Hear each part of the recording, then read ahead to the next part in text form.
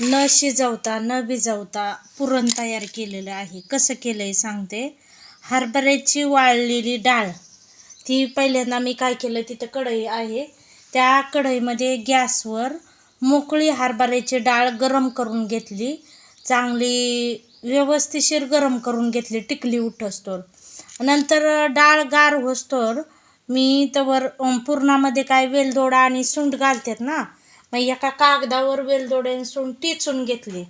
आणि नंतर काय केलं, मिक्सरमध्ये सुंठ वेलदोडे या भांड्यात टाकले आणि ती भाजलेली डाळ गार झाल्यावर ह्या भांड्यात बारीक करून घेतली. 2 पळ्या साधारण डाळ आहे माझ्याकडं, 2 सपाट पळ्या.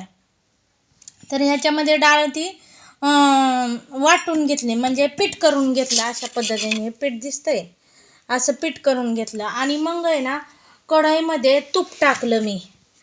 हे तूप दिसतंय, तूप टाकलं 2 चमचे. आणि 2 चमचे तूप टाकल्यावर ही जी पीठ आहे ना, त्याच्यात भाजून घेतलं. आणि भाजून घेतल्यावर परत ताटलीत ते पीठ काढून घेतलं. आता पीठ ताटलीत काढून घेतल्यावर कढईमध्ये आहे ना, मला जेवढा पुरणाला गूळ घालायचा होता साधारण एवढ्या मापाचा, तो गूळ मी कढईमध्ये टिचून टाकला.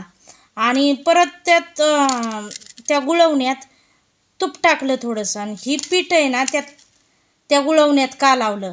झालं माझं पुरण तयार. आता कणिक मळणार आणि पोळ्या लाटणार. छान मस्तपैकी पुरण झालेलं आहे.